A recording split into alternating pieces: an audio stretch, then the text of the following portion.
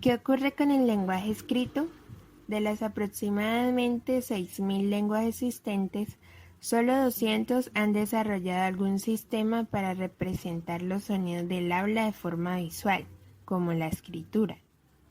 Dicha información es procesada por regiones cerebrales diferentes a aquellas que procesan el habla. Con relación al lenguaje representado visualmente con grafemas, podemos distinguir tres tipologías principales: la representación de palabras completas, como el chino, la representación de sílabas, como el japonés, y la representación de fonemas, como el español. La comprensión de las bases neuronales del lenguaje en términos anatómicos y fisiológicos viene del siglo XIX, cuando diferentes médicos documentaron correlaciones clínicas patológicas en pacientes que habían sufrido algún tipo de lesiones cerebrales. El examen post-mortem de los cerebros de los pacientes podían indicar qué regiones cerebrales estaban implicadas en el lenguaje, disociando aquellas que parecían estarlo en la comprensión de aquellas que parecían estarlo en la producción. Posteriormente, otro tipo de estudios empezaron a proporcionar más luz al análisis de las bases neuronales de la comunicación humana. De esta forma, los estudios con pacientes con el cerebro escindido, los estudios de mapeo electrofisiológico de diferentes áreas corticales y más recientemente las técnicas de neuroimagen cerebral, la electroencefalografía y la estimulación cerebral no invasiva han ido proporcionando cantidades ingentes de datos que han modificado las nociones iniciales de cómo el sistema nervioso procesa la información relacionada con el lenguaje. En 1861, el neurólogo francés Paul Broca publicó un estudio sobre un paciente con un trastorno severo del lenguaje.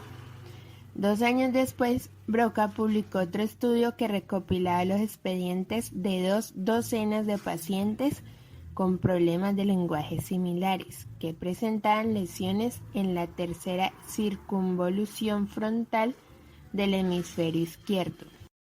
Esta región posterior ventral del lóbulo frontal pasó a ser conocida como el área de Broca. Trabajos más recientes han permitido comprobar que, a pesar de que Broca estaba en lo cierto en su aserción básica sobre la localización y lateralidad de los aspectos sintácticos y léxicos del lenguaje, la lesión de diferentes regiones cercanas al área de Broca son las responsables de muchas de las afasias de producción.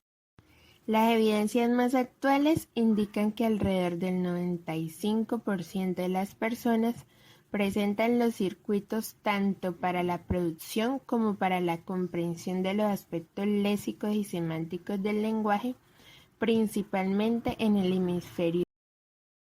Carl Wernicke publicó un estudio en el que sugería la existencia de una región cortical especializada en generar imágenes auditivas de las palabras para permitir su comprensión, localizada en la parte posterior de la circunvalación temporal superior izquierda, hoy conocida como el área de Wernicke.